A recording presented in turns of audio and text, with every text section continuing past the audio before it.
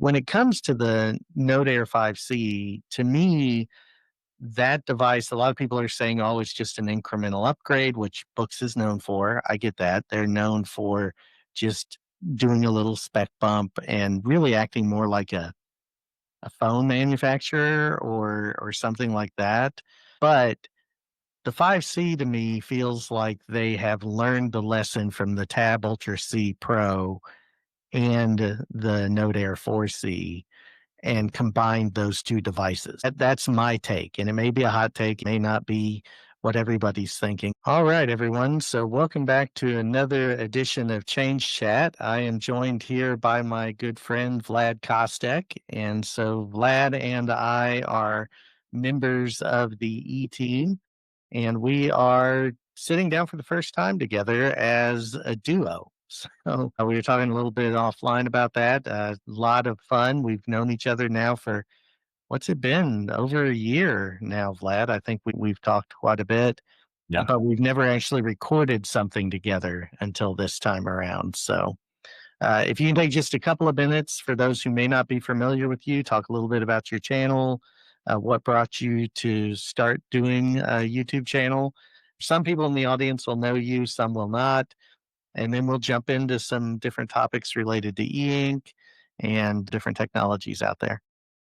Yeah. Thanks for having me on, Ed. So I started my channel, I think it was probably about 7 or 8 years ago. Originally, I was posting like stuff on Reddit about a tutorial or something, and then I compared a couple headphones, and I hadn't done much videography before that. I was more into photography, and I just really enjoyed the process of making videos, and then some people found it useful, so I continued doing that.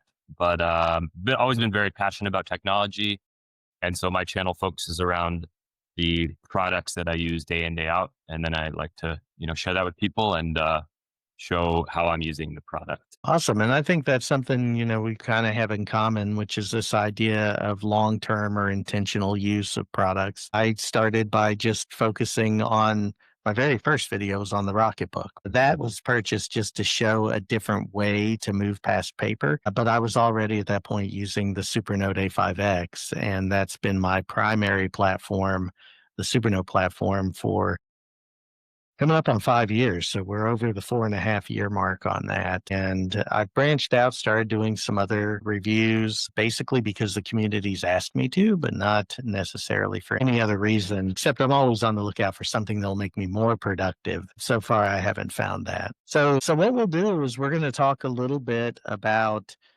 the state of some of the different e-ink products, e-ink devices, some of the different technologies out there, and just kind of see where the conversation leads us. So, any particular place you'd like to start, Vlad, or?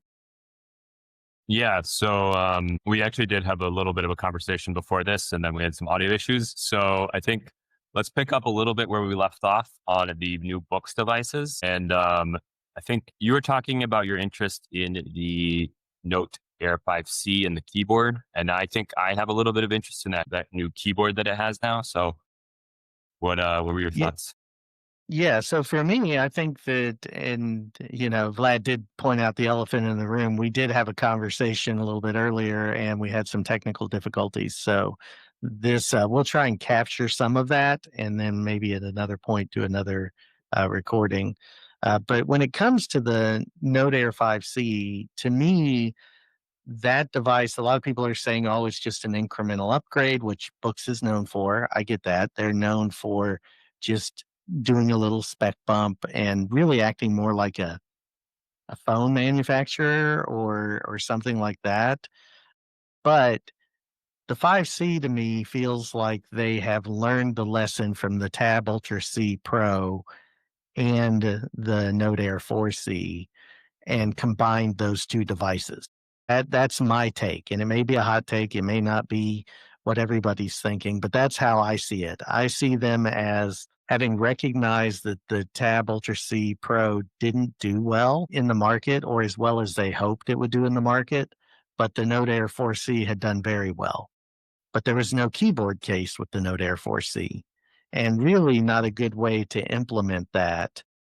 So if you combine those two products, one that's fairly light and also has a really good, the newest oxide screen, along with the productivity side and the keyboard tools that you get with the Tab Ultra C Pro, you're going to get a really good device. Now they've dropped the camera, which some people are fans of cameras, some aren't, but that whole document scanner idea is the really big change, at least from what I've seen so far. What do you think about that, Vlad? And I think you nailed it on the head there because from I've never had a Tab Ultra C or even played with one, but from what I've seen from like Kit's reviews on it, I mean, I think for a while it was his favorite device, but it's a big chunky device and it has that camera hump. So you have to pretty much use it with the case. Otherwise it's lopsided on the table. And I know it was a real powerhouse. Like the Tab Ultra C Pro was like in terms of like the processor specs. But the Note Air C is now a couple generations later. So I'm assuming the processor speed is probably at least like almost on par with that old Ultra C Pro. But yeah, I mean, like I mentioned earlier when we were talking, I never really had too much of an interest in the Note Air 3C or 4C series. But now I feel like with that keyboard case, I do feel like I'm pretty interested in it because there's a lot of productivity stuff I could do on that and get my eyes off of laptop screens for a little bit. Whereas I feel like the Tab Ultra C Pro could always do that, but it's like when it's a heavy device like that, then you're really considering like, am I bringing my laptop and that? I always felt like it would have been for me a case of like, I would bring my laptop versus that. Whereas now I feel like with maybe something thinner and that, it's like you could bring your laptop and that and not have to question like which one you're bringing. If that makes sense. I'm Oh, specifically talking about like travel, like or you know, just you're going somewhere real quick instead of lugging around like, you know, a little eink notebook and then your productivity tool like the BOOX device and then your laptop. It's like I feel like the Note Air 5C can kind of fit that compromise of those being like a thin note taker and also something you can do some productivity stuff on. Whereas I think I would actually maybe even take it solely and not even bring my laptop. Yeah, and I think that has a lot to do with the way you work and the way that you want to be able to work. So, like for me, for most meetings, I'll bring my laptop, but I can even go just with the Supernote into a lot of meetings because I can still reference my calendar and my email if I have to. But otherwise, I'm just focused on taking notes.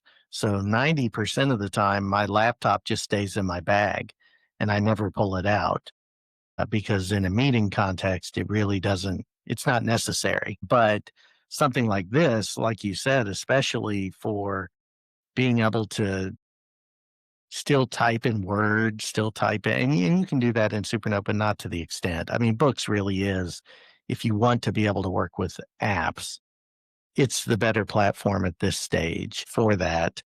And I think that I think they learned from that. I mean, their new software package 4.1 moves in a really good direction for usability. It's still, and we kind of talked about this in our previous, it's still, unless you're an Android user, Books is an extremely steep learning curve. It's going to be very difficult to get your head around. And even as an Android user, it's very important that you take the time to set the device up for the way you want it to work. And there's a lot of different problems with that, or I shouldn't say problems, but friction points of knowing where things are in a menu, what needs to be enabled, how it needs to work. So I think they're learning and I think they're getting better at making that a better experience. And I think this is a good move in that direction of listening to the community, realizing this device wasn't going to work. One of the bigger lessons I would love for them to learn is to not release a whole bunch of devices all the time and focus more on some of the software components. But again, they're trying to saturate the market and they're doing a decent job of that. It's just whether or not something sticks is going to be Right. the big thing. And I think this might. Yeah. Cause like for example, the Note Air 4C, if they had put a pogo pin attachment on that, this year they could have just released like a keyboard cover and then I mean, it's virtually a very similar device, right? It's like a Yeah, shelf it's 4C. It's I almost don't know if it's exactly the maybe same. a little thin. It might be a little thinner. I don't know. I saw their like promo video, but I didn't compare the specs of all of it. Yeah, and I've only seen the promo video. My thought, or at least my initially what I've heard is that it's virtually the same device. Like you said, it may be a little bit thinner, but it's using the same oxide backplane. It's using the same display technology. Right. Yeah. It's the same form factor as far as the 10.3 inch. It's still Wacom. There's a lot of different components there that Yeah. are virtually identical. Okay. Yeah, that makes sense. Yeah, and since we last talked, I think you've been a lot more involved in the books ecosystem now, right? Because you have the Note Max, the Air Force Heat, and then the 10.3, like you're talking about, right?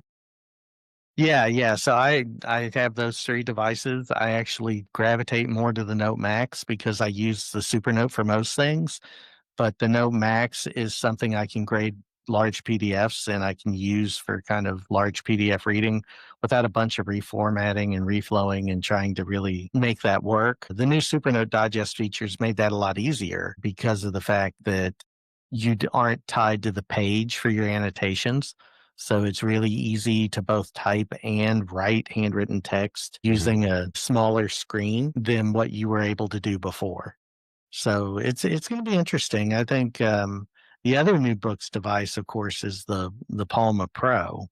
The Palma Yeah. So, Pro. so in between our last call and this call, I was just watching a little short on it. What do you think of that stylus? I'm not a fan of the active stylus. I think they should have gone the phone route. I think if they were going to have this thing be something other than a reader, which to me it's a very small reader, but if it was going to be more than that, it should have been a phone. That's my take on it. When it comes to writing, I think the idea that the remarkable Paper Pro Move and the Nomad, those size devices, make Yeah. more sense for writing than something like the the Palma. I think the Palma is just too small, and maybe that's just a personal thing.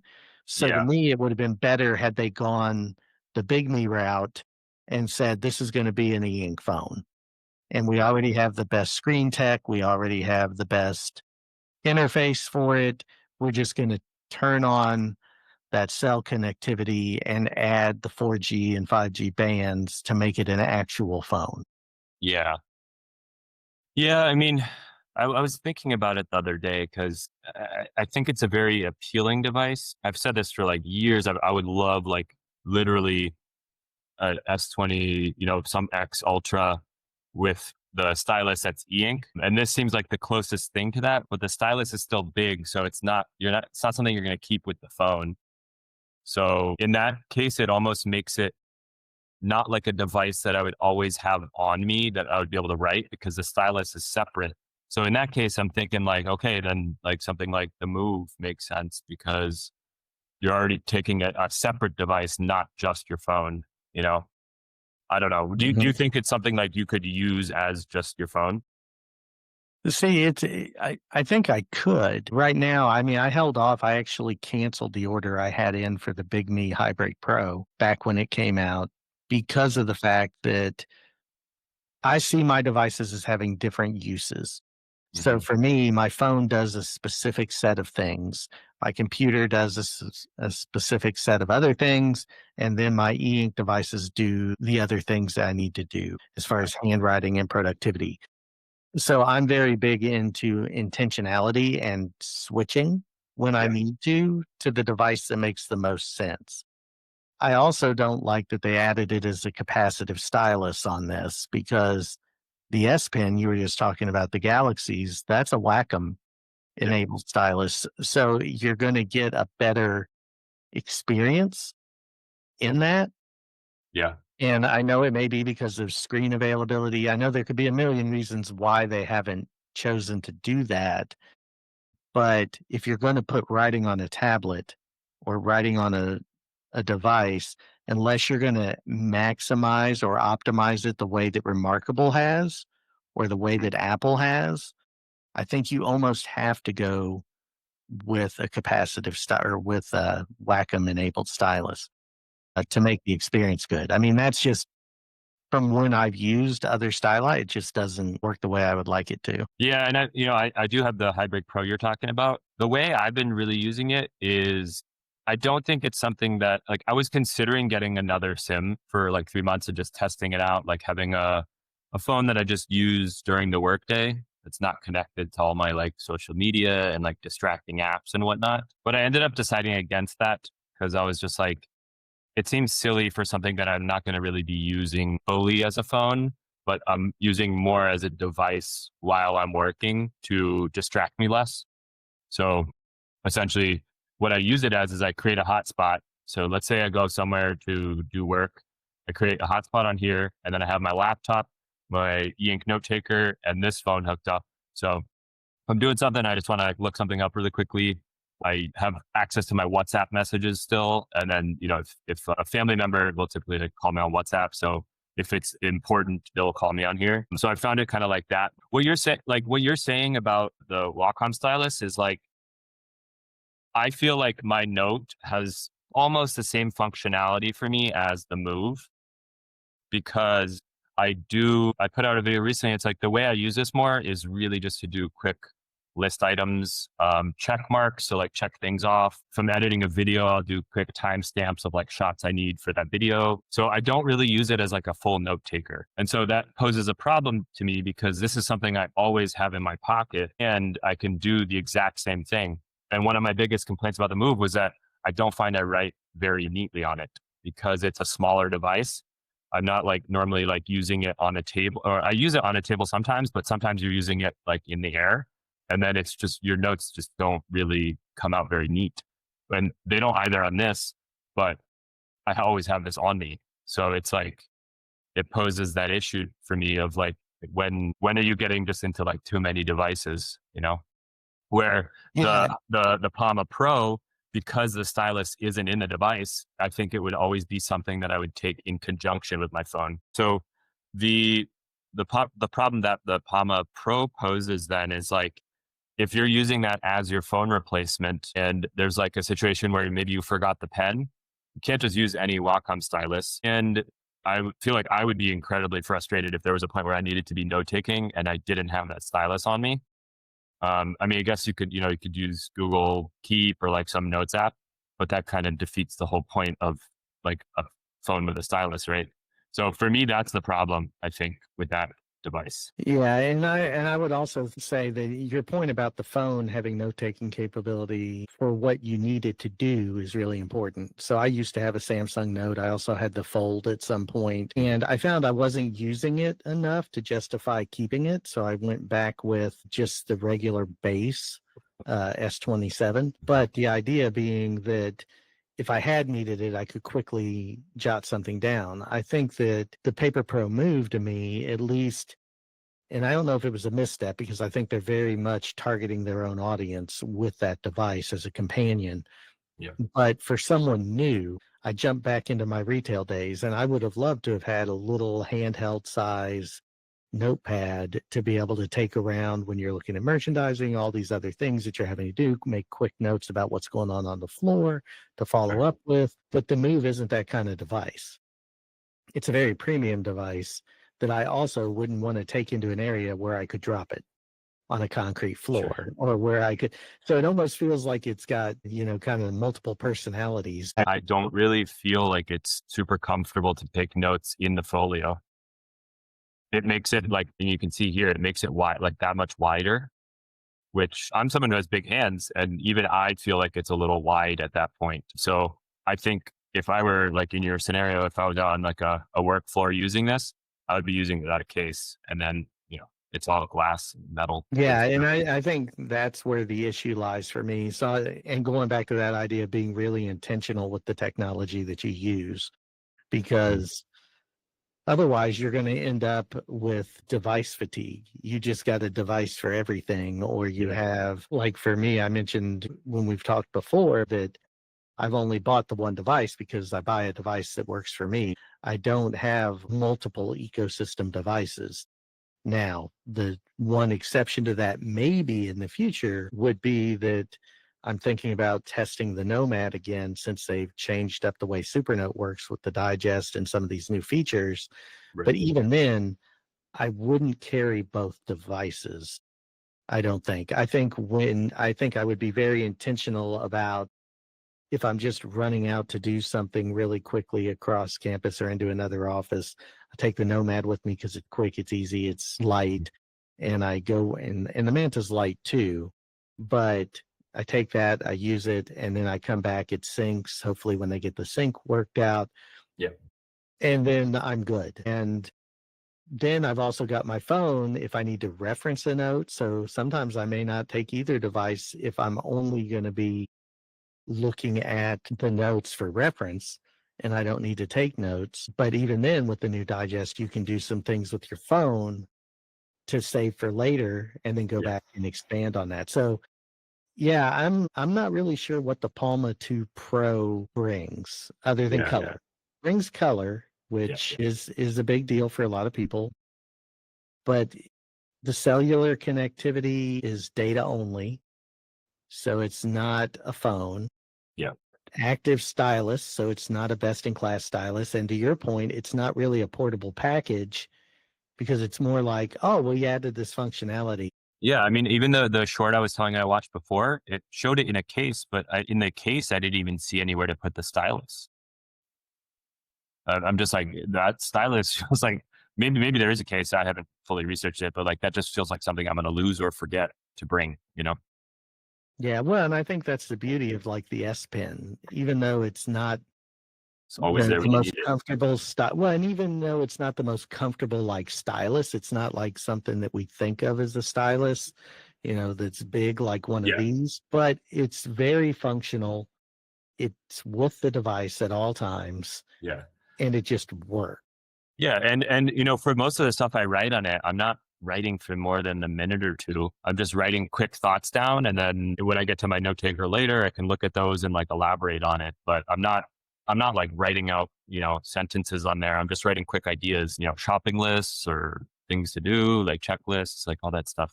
So I guess to sum that up, you'd be more excited about the Note Air 5C than the Palm Pro too.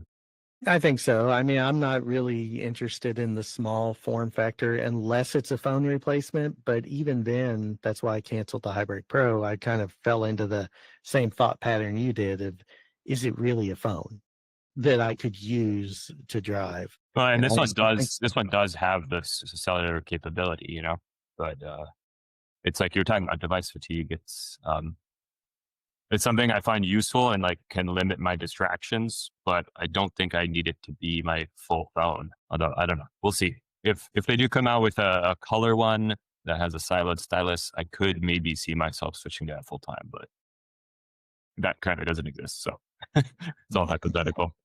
Uh, so I guess we were talking about. Oh yeah, so you brought up Supernote Sync. So we were talking a little bit before, but we both think that sync is something very important that Supernote's working on. That when they fix that, will really give them even more of a competitive edge because it is free compared to something like the Remarkables Connect subscription. So I wanted to know your thoughts since you're very involved in the Supernote ecosystem. What are your thoughts on maybe a keyboard cover for the Manta? And then B, also the A4X2. What are your thoughts on?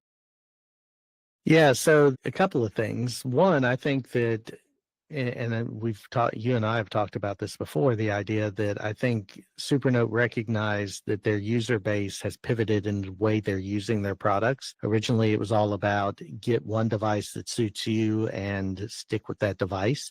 And then we'll make it so you can upgrade it. We'll make it so that you can repair it. We'll make it so you can do all of these things. But you've seen the user base really gravitate to that companion device model to where they want to have either the Manta and the Nomad or eventually the A4X2, A4X2, whatever they name that, There you and go. one of the other models. And I think them recognizing that and realizing sync is a very big part of that is important. So for them, I think moving in that direction of we're already really close to competitive with Remarkable and we don't charge for it. Our apps, some would argue, are actually better in the way that the interface is with having the to-dos and the digest and the way it looks and presents and being able to use it on the computer and all the hyperlinks work. I mean, it's really, really an amazing ecosystem for the apps. Their web interface, pretty much not usable in any of those ways. Nothing links, nothing moves. So I think they need to work on that.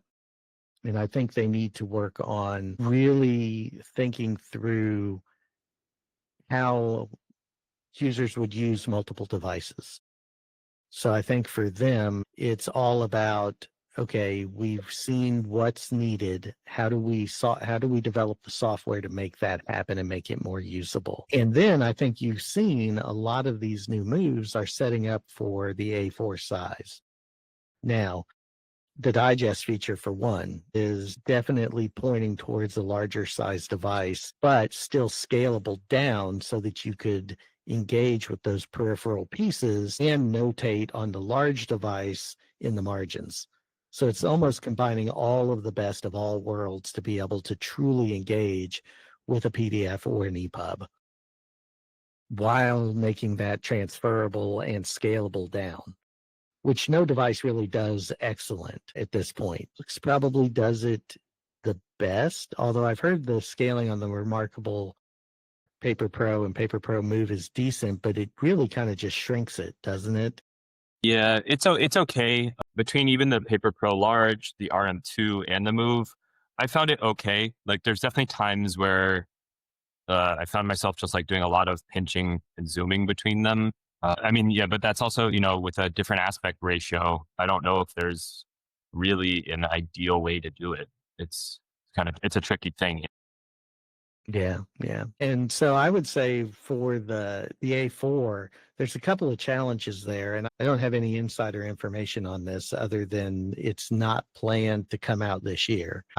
Last year I was pretty confident from discussions I'd had, even though nobody said for sure, Yeah. that the Manta was going to come out. I'm not in that same position this year to say that the A4 is going to be out by the end of the year. Yeah. Um, I agree. I just feel like it would really surprise everyone if it did come out this year. But I feel like it's going to come out next year. Then again, also, if you remember last year, we had a lot of pushback from Supernote being too open. So who knows? Maybe they could be doing that. I don't know. But it's anyone's guess, really. yeah, it's possible. I think the biggest thing is when you go to their larger devices, they go from glass to plastic. So the idea of whether or not eink makes a 13.3-inch Carta 1300 Mobius display is going to be a big driver. Yeah. I don't know, because they really have two options. They can wait and get a display like that, or they can move into kind of the BOOX Note Max space, which is to try to make the housing plastic, but the screen glass. And at that size, I don't know. I mean, you have a background in engineering. Maybe you've got a little bit more insight here. I don't know if that's as doable with high grade plastics with a large glass. A larger panel. Yeah. Well, so I think that's an interesting point because that also brings up we know that eink makes a lot of custom screens, right? So the Move, for example, this is probably a more generic one because we've seen this panel in a couple phones now, I think, or phone style devices like the Palma and stuff. But I mean, the Kindle Color Soft just came out with a custom panel. It's a Kaleido 11-inch, right? And so I guess that really, it kind of falls into the territory of, is Supernote big enough yet to be able to make custom panels with eink? Because like you're Yeah, mentioning, a non-glass 13.3 would be it would be new in the e-ink space, correct? No one yeah. has that currently. In There's terms of nobody else the that actual has it, right? substrate of like the glass versus plastic, I think that's relatively easy to do. For like a Mobius versus Carta, for example. But like from an engineering perspective, just looking at screens. But the question is more so, would e-ink do it for a smaller company like Supernote? I think. Yeah. And I was thinking from a durability perspective, for drops and stuff like that too. I don't know. E-ink is it's relatively hard to get a lot of that information out of e-ink, So yeah, and I think you're right in that sense. But so yeah, I think it comes down to whether maybe they do custom panels for that. But just a quick question for you: the Note Max, it's not Isn't it a different aspect ratio, the Note Max? No, no, it's Is it 4:3? yeah, it's the same, or I think it is. Hold on. I've got both of them here. Let me line them up. So here's it looks the same to me as far as aspect ratio. Okay. Wide. I just remember being like a very like wide device, isn't it? When I first saw some reviews on it versus the 10.3. Yeah, I think that's just it's got a wider bezel. Oh, that might be, let me line it up this way. Oh, but even then you're getting the same. But even if you include the bezel, you're getting that same aspect ratio here. So you're getting corner to corner. But no, it's the same size. So the scaling actually works fairly decent on it. So my reason for asking that would be that the actual e-ink panel would basically be the same for an A4 X2 or X3, whatever it's called. I mean, it's definitely going to be Cardiff 1300, right? Unless Cardiff 1400 comes out next year or something, but unlikely because I'm sure they're already on the development of the A4 size device, even though it might not launch this year. Yeah, I would think it would be the same panel or something very, very similar would be my guess. Like I said, I think they would prefer to have something like the Mobius, obviously, but I don't know that that exists. And if it does, I don't know what the price point would be. And I am curious because, you had mentioned there's no other device. I'm curious what the Quaderno has in their larger devices and whether or not they That's a good have point. under that new non-frontlit Kaleido screen, which is kind of weird. But I wonder if that's a 1300 panel or if it's an older generation panel. I think it may be an older generation panel, if I remember right. I don't think it's the 1300. Gotcha. Yeah, I'm not sure. I'd have to look into that, but that's an interesting point. Yeah, the 13-inch, because there really aren't, like you mentioned earlier when we were talking before. There aren't many of those 13-inch size devices, right? No, you're looking at Quaderno, the Tab XC, The Note Max, and the Note Max yeah, are the main ones, and then everything else is much older. larger than 10, Yeah, smaller than. yeah, and I mean, there's some like old 13-inch devices, but those aren't something you'd really consider nowadays. I don't think, right? No, like I think it was Kit showed the tab, or maybe it was Voya. It was Voya that showed the Tab X and the Tab XC next to each other, and just the difference in pixel density, quality, all of that. Yeah, it's different. Yeah. So I'm curious, just to pivot into something here. I'm curious. I know you've done a lot more with the Spectra 6 than I have, but I did get the Allura frame, and we're loving it. It's sitting over there on the wall. It's in a really good space. Brought mine here in case we're going to talk about it. Oh, so So you got yours out of the frame? yeah, so I already recorded a video. I'm going to edit it soon about the Allura, just like my experience with it so far. And this was really what appealed to me, was just not being in one of the art frames. I know for you, it's your first one. Being in the art frame is nice and makes sense. But I have two already that are in art frames, and so this was kind of like a unique thing where I thought it was cooler for some of these things that like don't like this image, for example. I don't think makes as much sense in like a museum looking art frame. Or when I show like I show like comics or like movie posters. I think this style is a little better suited for that. Hmm. Yeah, yeah. We use ours for family photos mostly, and And yeah, the so, yeah. stand's really nice. Yeah. Cool. You can see it. It's actually flashing now. So that's something you might find interesting. I've been running some tests on Spectra 6 burn-in, and someone mentioned something a while ago. And I'd already been running a test because the Bluminate prototype I've had on this specific image for almost 3 months straight because I want to test like long-term burn-in. But then Mhm. I've found I had another finding. Still not sure if it's permanent, but if you flash the same image, like maybe every 30 minutes or so for like a while, then I found some trace amounts of burn-in on it. Oh, really? But now I actually need to see if that will unburn in the more you refresh it with other stuff. If that makes sense. Yeah, that's interesting. Yeah, and I Yeah, actually found that second part out by accident because in the Alertech app, I had it set to a time interval, I think, by accident. mhm, And so it was constantly refreshing that image like every 30 minutes. And then when I went to change it after like not using it for a little bit, I noticed that image was a little imprinted in it. So now I've been testing more, putting on other stuff to see if that can undo the burn-in. And it's very mild burn-in, and it's only when you have a white image, like this white part, you probably mhm. definitely can't see it on camera. But if I were to like zoom in, you can see little trace parts of that image that I had reflashed on it a bunch of times. That's So interesting. I'll make a video about that where I can hopefully maybe get some better images of it. But Well, in since you general, what are have your thoughts of Spectra 6? well, first, I'm curious, since you have the most, do you have a favorite right now? And if you do have a favorite, why? So is it about the display quality or is it about something else the products offer? So, product offering, I think I like the Alertech the most because it's versatile. I like that it can store 10 images on it. Like that,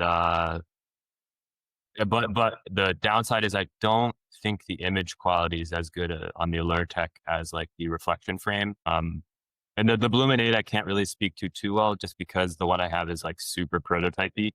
So, but things do look good on there. I think they look a little bit better than the Alertech. But then I haven't tried the ink poster yet, so that's like one I need to try still. And then there's some other ones coming on the market too. So I don't want to speak too early yet because Mm. some of them are on the final software, and also I haven't tried all them. But I think versatility wise, I like the Alertech the most. And then quality wise, I really liked the reflection frame. And I did Yeah, actually like, I did like the update method of the NFC because it just alleviates some connection issues. I mean, not that I've had any connection issues on the Alertech, but I do think it has its own user base that might not want it to be connected all the time. yeah, and Jeff Moss did some on the two and some videos on the two different ones. And I think that for me, I think if you're in an environment where you can't be connected to Wi-Fi or where you have spotty Wi-Fi, the NFC is really cool. The problem is I don't know that you can like set that up to change For sure. Yeah. automatically.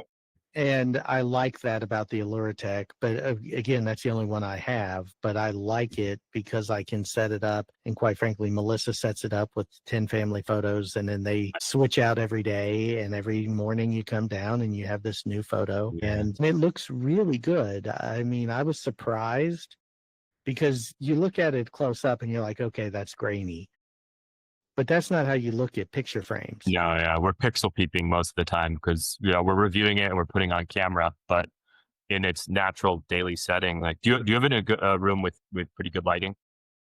Yeah, it's in our living room, and of course, it's getting darker now, so Melissa's actually looking at a light to go above it to push down. Here, let me show this. This is another, and I don't know, there's been some questions about whether this is Spectra 6 or an earlier Like version, advanced color ePaper or something? because it says it's Spectra when I asked them. This is the reTerminal, and that color on that looks really good. And it still flashes. It's a much smaller panel. It's fairly inexpensive, so it's really good for like if you just want something sitting on your desk or hanging up. But Yeah, I have the terminal as well, the clear one they had. Yeah, I love that device. It's great. Just simple, well, functional. this is different. This is the reTerminals. I They think I saw actually you collaborated. made a video on it because it's an I talked to the guys at Terminal and it's open source, so anyone can use the software and make a panel of their own for it, right? Yeah, they did a collaboration with them, but this is Seed Studio, and this is actually their software I'm running currently. You Mhm. can flash the terminal software to it, but their software lets you generate AI images, create a revolving kind of photo library. You can add an SD card, so it's expandable. It's a little bit heavier, and it's actually constructed of metal. So Mhm. it's a pretty cool device. But you're right, the terminal software, and I have my terminal here as well. And this one, of course, has my calendar and different things on it. I think their software is more developed, obviously, than the reTerminal software is. But the fact that you can put that on this clear panel, and I even have changed this picture. Melissa will get mad at me if I show a picture of her. Have you found on the Outtake, for example, have you found yourself putting more like family photos or more artwork? Pretty much family photos. I mean, I tested it out, and in my video, here's the black and white version of this. And this is an AI generated. I asked it to make me a picture of New York. But on the Outtake, we have been primarily, and then there's the same picture you had before, only in grayscale. So they're pretty neat as far as the way they work. The Outtake is just, it might be one of my favorite new devices, though, because we love family photos. We have thousands upon thousands of them. And just being able to come downstairs and look over there, and it looks just like a photo. With a little like film grain look to it almost, right? Yeah, and I mean, some of the colors aren't quite as vibrant, but it's not gotten to the point to where you notice. And I've taken a few stills and put those out as posts that I may drop in here for reference, but they really pop. I mean, we even found a really old photo of me and my mom and my sister. So this is a 25-year-old photo, and it looks beautiful on there. So I mean, I think it can, the vibrancy for some photos isn't there. For some photos, it can look really good if you like really optimize it and it has like the right color palette to fit Spectra. But in general, like for old photos, I think it's really cool because it does add that film grain look, which makes it almost like more time period correct, But, no, I mean, not having to charge it, it's really cool because I feel like we've all had those, electronic picture frames that cycle through, but it's always plugged in. It's always emitting light. It's just, I mean, they were pretty revolutionary when they like first started to come out, but then I feel like a lot of people have them and just either didn't use them a lot, or it's just, can be a bit of a nuisance to have to charge constantly or stuff like that. Yeah. And, I have one that I'd had for over 10 years and it finally died the other day. Yeah. Let me see if I can pop something on here. But I really do like the Outtake for the fact that you can use it with or without the frame. And we kind of went back and forth with how are we going to use it. We had a nice spot on the wall that just fit perfectly for it. And so with the frame? With the frame on it. Are you using the white matte or the black matte? The black, because we have kind of off-white. I don't know if you can see it behind me, but off-white, kind of tan walls. And that paint really looks good. It really pops with the black. Okay, nice. That's awesome. Now, of the other ones, do you think you'd be interested in any of them, or do you feel like the Outtake's fitting your kind of desires for it right now? Again, it's kind of one of those, they were kind enough to send me that, so it wasn't something that I went out and purchased, but they were running them at 15% off, and they're the only one I think currently that's under $200 or under $300 if you use the 15% off. And at that price point, it would be the only one I would consider purchasing because that's still a luxury item, but it's Wi-Fi. It holds 10 photos. There are certain things about it I really like. For one at work, if price wasn't a consideration, I would probably really enjoy having the reflection frame because it's NFC. Yeah. And then I could because I wouldn't change that one out as much as what we're doing here. So odds are I would come in and change something out and then leave it for a week or two and then do it again. I was playing around with it for like digital signage because I think I did a video about the Samsung EDMX. I think that's the only like consumer available one that's like meant for digital signage. But like this is not fully meant for digital signage, but I think it could be really cool for people in businesses if they just want something static.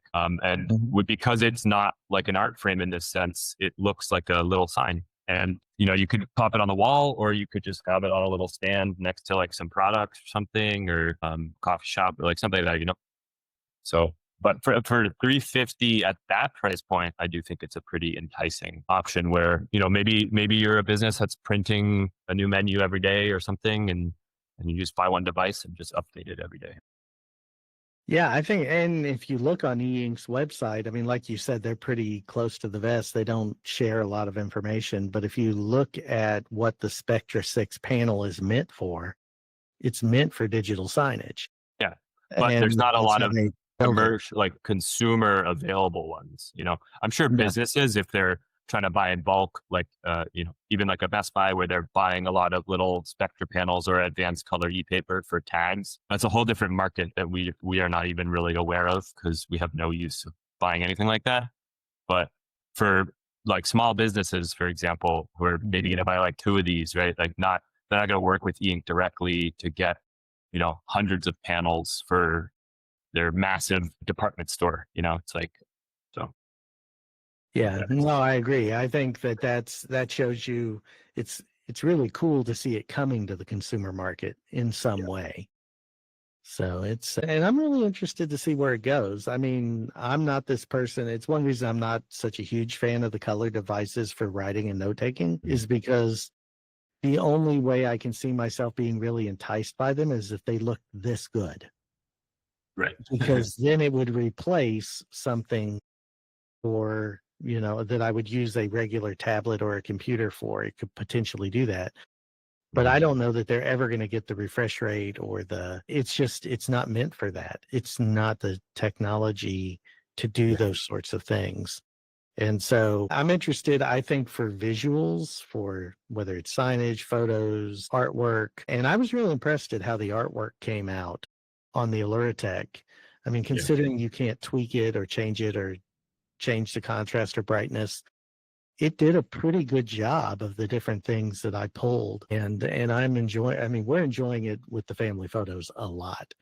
That's great. So it's just fun. Yeah, that's great. Yeah, for our next ET stream, you just made me think. I think we should definitely talk about like Kaleido 4, Gallery 4, and maybe Spectra 7, just to hypothesize. Yeah, I mean, I don't know what they're going to do or how they're going to do it, and I think that's going to be interesting to see what they do. I mean, I'm more into the black and white devices for everyday use, but I Agreed. do think that there's a definite difference in what you want to look at for static images and how well that's doing. The one last thing that I wanted to mention real quick, and I don't know if you've seen, I did a quick unboxing on a live stream for it, but I don't know if you've seen the QWERKYWRITER. Have you seen this thing? Ads for that. Is it just a Bluetooth, like kind of old school keyboard? You could put like your Books device there, for example. Yeah, and so I had put this on here real quick and I'll show you.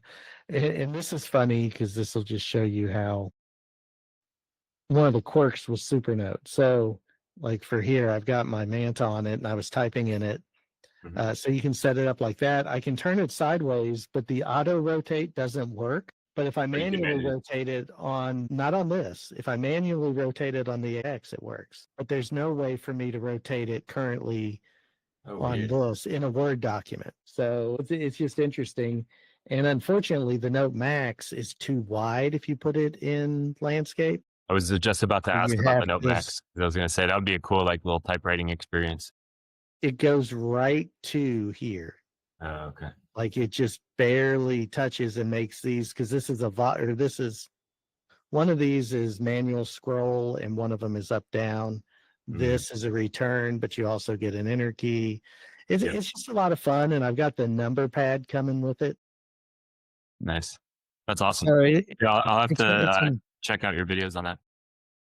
yeah, it's a nice you were talking about distraction free and being able to, kind of minimize what you had going on. This would be a really nice way. It doesn't come with, you have to get, I don't have it, a carrying case, but you can buy a carrying case to take it with you. It's got a wrist rest, it's got a number pad, and I've Nice. got the wrist rest and I'm getting the number pad Yeah. because I need that 10 key. I feel like that's So like a very like make an occasion of it device. So it's like, okay, like, oh, I want to go right. So I'm going to like pull out the quirky keyboard, set it up, and then like have like a fun little experience. it's for my big executive desk here that Yeah. has none of the other stuff that's over here so that I can turn it around or I can turn around, it's unplugged, I can sit there and I can type and really kind of immerse myself in the way it works and that distraction-free piece of it. It's interesting. It's one of those things. I backed it on Kickstarter for the Yeah. 10th anniversary. Mark Kelly at the Spark got me turned on to it because he unboxed it. So Gotcha. pretty cool. Well, yeah, I'll definitely have to check out your stuff on it.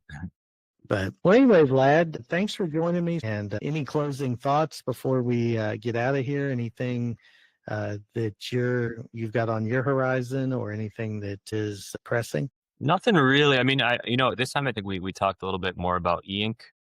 I think if we do a conversation in the future, it'd be really interesting to talk about like workflows, because I know your whole thing is about organizing for change, and I've watched a lot of your content, but it'd be interesting to kind of dissect a little bit more on our different workflows or something like that. And maybe I know you had mentioned you're using an AI tool yesterday for grading papers, so that could be not just grading papers, but like just how we use AI in our respective kind of workflows would be interesting too. Yeah. It's for the future. But Yeah, that anyways, thanks sounds. for me on. Yeah, thanks for being here. And until next time, everyone, we will see you soon.